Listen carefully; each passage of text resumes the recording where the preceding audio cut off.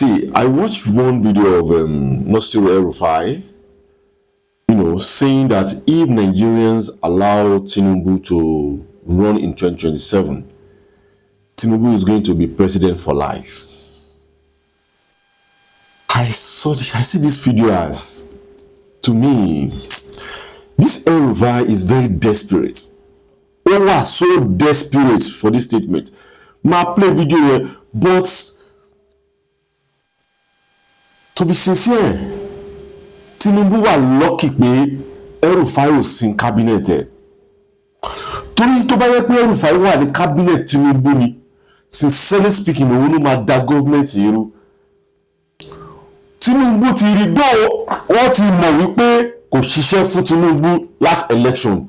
The only job tó ṣe fún Tinubu ni pé ó fight pé kí wọ́n gbé kíní ẹ̀ wá sí south. And meanwhile, wọ́n ní agenda tí wọ́n láti lo Ahmed Lawal as president. Ó kàn jẹ́ pé Buhari ò endorse any candidate ni, but wọ́n allow North láti contest against South. Now, because of Tinubu, pé kò wọ́n rí Tinubu camp, àwọn North yẹn ò rí Tinubu camp, the only thing tó fẹ́ máa ṣe é sí ni pé kó máa spread propaganda against Tinubu. Ṣàlàyé pé Àtíkù ṣẹ̀dí láti Dubai ni. So bóyá dé láti Dubai, ó ń tọ̀ láti lọ bá àwọn tí wọ́n jọ fẹ́ ṣe coalition papọ̀. So ó lọ visit El Rufai. Ká gbọ́ nǹkan tí El Rufai sọ nípa Tinubu. And honestly, sir, to me, it's a disgrace.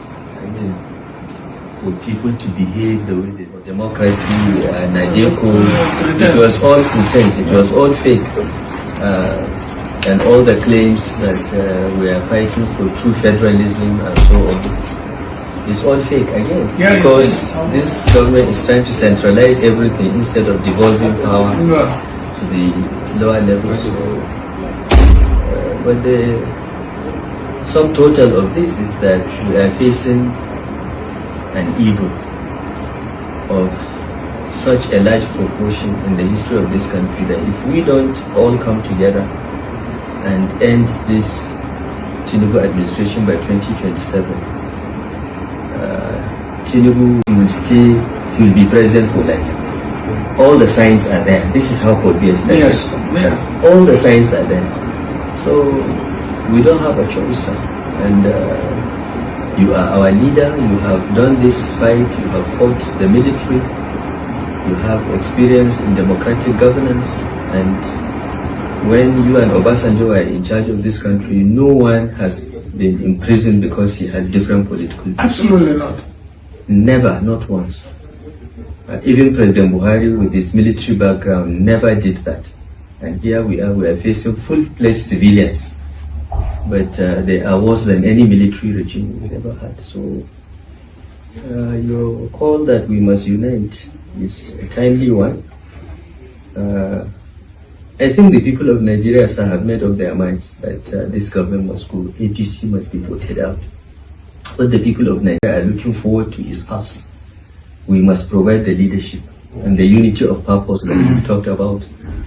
And I'm sure with your leadership, with your forbearance and your diplomatic skills of bringing people together, I'm sure we'll reach the promised land. That's as for me, So, well, anyway. You see, you can see now what El Rufai is saying. Ṣé ẹ máa ẹ̀ka tàn ara wa ní country? Mo máa ń sọ fún wa ní gbogbo ìgbà tí bá ń sọ̀rọ̀ pé like ara wa ní country yìí. Fún àwọn ọmọọba tí Buhari rule ní country yìí. Àbí wọn ọmọọba tí àwọn Babangida rule ní country. I'm not saying what Tinubu did is right. Because taba will be most of cabinet Tinubu. Even though God sọ wípé àwọn tó ti bá Tinubu ṣiṣẹ́ ló pọ̀ jù ní cabinet ẹ̀. But àwọn tó trust ni. Àwọn tó trust ni torí bí Buhari náà ṣe sọ at that time nìyẹn wípé àwọn tó ń trust lòun kó sí around òun. So tó bá jẹ́ pé ẹ̀yin náà ni, that's how you guys are going to do. But for you guys to now be pretending, saying that if Tinubu in 2027 táwọn Nigerians ò bá ti lè vote Tinubu out, Tinubu máa fẹ́ ṣe, ó máa fẹ́ di president for life. Báwo ló ṣe fẹ́ ṣẹlẹ̀ ní country to over 200 million population?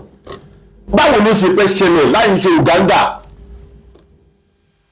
but wọ́n fẹ́ try láti push àwọn Nigerians láti make sure pé wọ́n fight man yìí wọ́n mọ̀ pé wọ́n ò lè dá ṣe wọ́n mọ̀ pé power yẹn ti kó lọ́wọ́ àwọn yes àwọn èèyàn náà ló lè ṣe is the people but in the first place man yóò kò tí ì lo 3 years ó lè ti ní ẹ̀yà Hausa lára ẹ ti rí Tinubu gẹ́gẹ́ bí threat ẹ ti rí pé òun ló bà country jẹ́ is it Tinubu that destroyed this country láti 1960 láti gba independent mọye Fúlàní àti Hausa tó ti wà ńbẹ̀ láti láti gba independent mọye Fúlàní àti Hausa tó ti wà ńbẹ̀ now somebody Yorùbá ṣẹ̀ wá wọlé síbẹ̀ within just 3 years ó ti wá dípò ti bà gbogbo ti destroy Nigeria. Why are we behaving like this and we call ourselves one Nigeria?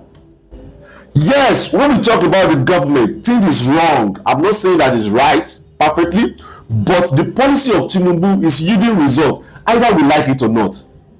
You might not be happy the way he removed fuel subsidy, the way he removed fuel on subsidy on the dollar too, because the price is skyrocket nìyẹn.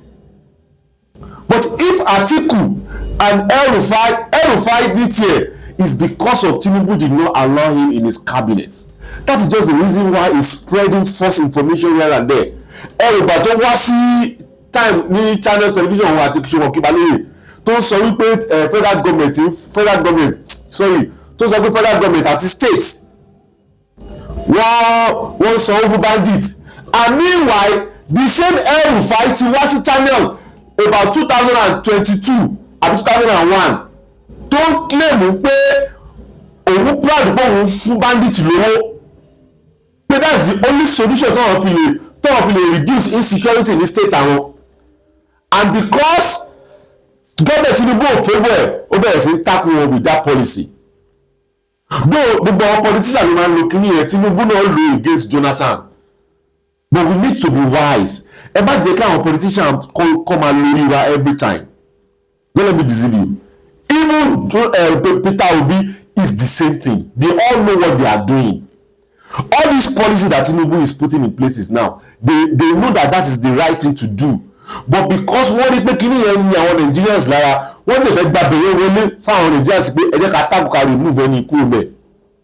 Àbí ìwà tó bá débẹ̀ tó bá padà gba kíní lọ́wọ́ Tinubu, nǹkan tó náà máa padà ṣe nìyẹn. Wọ́n kàn ti gbà pé ẹ máa pariwo náà ẹ máa dákẹ́. That is their strategy. It's all of them, including Tinubu, Atiku, Peter Obi, any one of them. The only person tí mo ní pé wà exceptional there, òun lọ́mọ ẹlẹ́ṣẹ̀ rẹ̀. Tí mo yẹ pé yes, I lè trust òun lọ́mọ ẹlẹ́ṣẹ̀ rẹ̀. Tá a bá yọ ọmọ ẹlẹ́ṣẹ̀ rẹ̀ kúrò níbẹ̀, èmi kò like bí ẹ ṣe ń play politics ẹ̀ ni, but nǹkan ta need in country náà jẹ̀ nìyẹn náà. Because we are too stubborn in this country. Àwọn tó jẹ́ leaders wa ti wà too stubborn. Tí wọ́n bá jẹ́ ẹni tó máa tìka bọ̀ wọ́n lójú gbà míì. Wọ́n ò ní ṣe the right thing. Wọ́n ò ní ṣe the right thing. But this El Rufai, nobody should trust this one. He's a betrayer. So because Tinubu refused to put you in his cabinet now, you have God now to be coming out and be spreading false information. Because of what? Wọ́n ti mọ̀ tẹ́lẹ̀ pé ní time ìgbà tó ń campaign because senators wá sí south sí lẹ́yìn Tinubu. You know yourself, and that's the reason why Tinubu refused to use you. Don't play politics for any, don't play politics for any. And let them be back game for any. So saying that Tinubu, if they vote for Tinubu in 2027, Tinubu is going to be there for life. To me, Paziman sọ̀rọ̀ ní country ìyá kan sọ̀rọ̀ wípé àwa Nigerians àmọ́ kọ́kọ́ àgbọ́n Tinubu á lo power and for life. We need to think deeply. All these people are using us. They are using us. I will say more than this. My name is Lekuti Oyeyemi. Bye for now. Please subscribe to Facetv Africa and turn the notification on. Facetv Africa, subscribe. Face TV.